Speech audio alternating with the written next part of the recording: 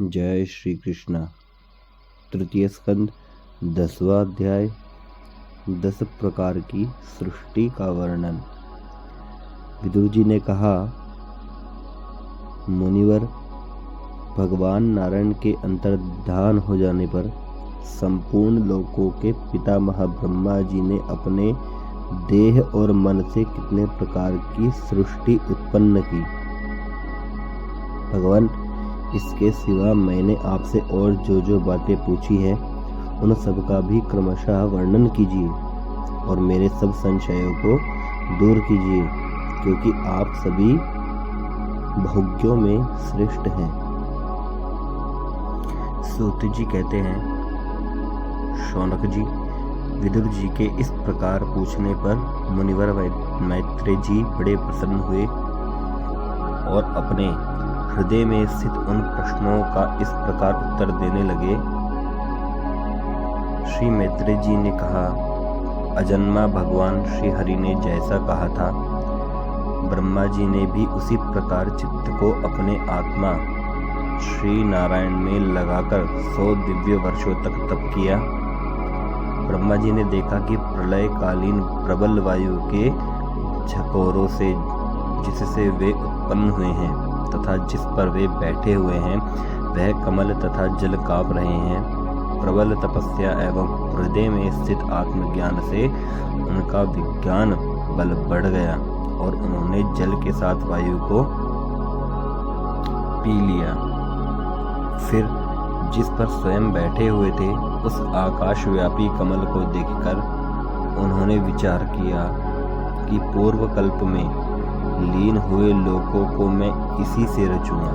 तब भगवान के द्वारा सृष्टि कार्य में नियुक्त ब्रह्मा जी ने उस कमल कोश में प्रवेश किया और उसे एक के ही भुः भुवः स्वः ये 3 भाग किए।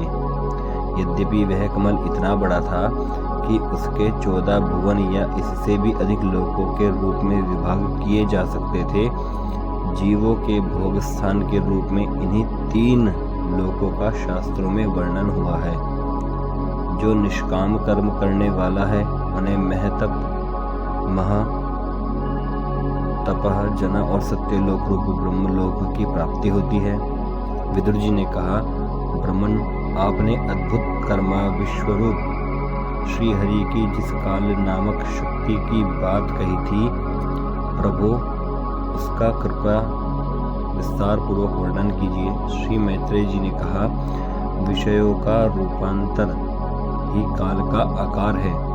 स्वयं तो वह निर्विशेष, अनादि और अनंत है। उसी को निमित्त बनाकर भगवान खेल खेल में अपने आप को ही सृष्टि के रूप में प्रकट कर देते हैं। पहले यह सारा विश्व भगवान की माया से लीन होकर ब्रह्म रूप से स्थित था। उसी को अव्यक्त मूर्ति काल के द्वारा भगवान ने पुनः पृथक रूप से प्रकट किया है। यह जगत जैसा अब है वैसा ही पहले था और भविष्य में भी वैसा ही रहेगा। इसकी सृष्टि 9 प्रकार की होती है तथा प्राकृत वैकृत भेद से एक 10वीं सृष्टि और भी है, और इसका प्रलय काल द्रव्य तथा गुणों के द्वारा 3 प्रकार से होता है। अब पहले मैं 10 प्रकार की सृष्टि का वर्णन करता हूँ। पहली सृष्टि महत्त्व की है। भगवान की प्रेरणा से सत्वादि गुणों में विषमता होना ही इसका स्वरूप है। दूसरी सृष्टि अहंकार की है, जिससे पृथ्वी आदि पंचभूत एवं ज्ञानेंद्रिय और कर्मेंद्रियों की उत्पत्ति होती है। तीसरी सृष्टि भूत सर्ग है, जिसमें पंचमहाभूतों को उत्पन्न करने वाला तन्मात्र वर्ग रहता है। चौथी सृष्टि इंद्रियों की है, यह ज्ञान और क्रिया शक्ति से संपन्न होती है। 5वीं सृष्टि सात्विक अहंकार से उत्पन्न हुए इंद्रियाधिष्ठाता देवताओं की है। मन भी इसी सृष्टि के अंतर्गत है। 6ठी सृष्टि अविद्या की है, इसमें तामिश्र, अंधतामिश्र, तम मोह और महामोह ये 5 कांटे हैं। यह जीवों की बुद्धि का आवरण और विक्षेप करने वाली है। ये 6 प्राकृत सृष्टियां हैं। अब वैकृत सृष्टियों का भी विवरण सुनो। जो भगवान अपना चिंतन करने वालों के समस्त दुख को हर लेते हैं, यह सारी लीला उन्हीं श्री हरि की है। वे ही ब्रह्मा के रूप में रजोगुण को स्वीकार करके जगत की रचना करते हैं। 6 प्रकार की प्राकृत सृष्टियों के बाद 7वीं प्रधान वैकृत सृष्टि इन 6 प्रकार के स्थावर वृक्षों की होती है। वनस्पति, औषधि, लता, त्वक्सार, विरुद्ध और द्रुम। इनका संचार नीचे अर्थात जड़ से ऊपर की ओर होता है। इनमें प्रायः ज्ञान शक्ति प्रकट नहीं रहती। ये भीतर ही भीतर केवल स्पर्श का अनुभव करते हैं तथा इनमें से प्रत्येक में कोई विशेष गुण रहता है। 8वीं सृष्टि तिर्यक योनियों अर्थात पशु पक्षियों की है। वह 28 प्रकार की मानी जाती है। इन्हें काल का ज्ञान नहीं होता। तमोगुण की अधिकता के कारण ये केवल खाना पीना, मैथुन करना, सोना आदि ही जानते हैं। इन्हें सूंघने मात्र से वस्तुओं का ज्ञान हो जाता है। इनके हृदय में विचार शक्ति या दूरदर्शिता नहीं होती। साधु श्रेष्ठ, इन तिर्यकों में गौ, बकरा, भैंस, कृष्ण मृग, सुअर, नील गाय, रुरु नाम का मृग, भेड़ और ऊंट ये द्विशफ अर्थात 2 खुर वाले पशु कहलाते हैं। गधा, घोड़ा, खच्चर, गौर मृग, शरफ और चमरी ये 1 शफ अर्थात 1 खुर वाले हैं। अब 5 नख वाले पशु पक्षियों के नाम सुनो। कुत्ता, गीदड़, भेड़िया, बाघ, बिलाव, खरगोश, साही, सिंह, बंदर, हाथी, कछुआ, गोह और मगर आदि पशु हैं।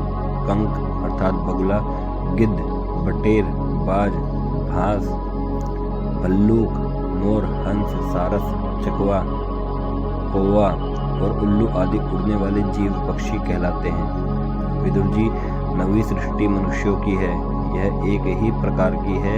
इसके आहार का प्रवाह ऊपर अर्थात मुंह से नीचे की ओर होता है। मनुष्य रजोगुण प्रधान, कर्मपरायण और दुख रूप विषयों में ही सुख मानने वाले होते हैं। स्थावर, पशु पक्षी और मनुष्य ये तीनों प्रकार की सृष्टियां तथा आगे कहा जाने वाला देवसर्ग वैकृत सृष्टि है तथा जो महत्त्वादि रूप वैकारिक देवसर्ग है उसकी गणना पहले प्राकृत सृष्टि में की जा चुकी है। इनके अतिरिक्त सनत कुमार आदि ऋषियों का जो कौमार सर्ग है वह प्राकृत वैकृत दोनों प्रकार का है। देवता, पितर, असुर, गंधर्व, अप्सरा, यक्ष, राक्षस, सिद्ध, चारण, विद्याधर, भूत, प्रेत, पिशाच और किन्नर, किंपुरुष, अश्वमुख आदि भेद से देव सृष्टि 8 प्रकार की है। विदुर जी, इस प्रकार जगत कर्ता श्री ब्रह्मा जी की रची हुई यह 10 प्रकार की सृष्टि मैंने तुमसे कही। अब आगे मैं वंश और मनमंत्र आदि का वर्णन करूंगा। इस प्रकार सृष्टि करने वाले सत्य संकल्प भगवान हरि ही ब्रह्मा के रूप से प्रत्येक कल्प के आदि में रजोगुण से व्याप्त होकर स्वयं ही जगत के रूप में अपनी ही रचना करते हैं। तृतीय स्कंद 10वां अध्याय समाप्त। जय जय श्री राधेश्याम।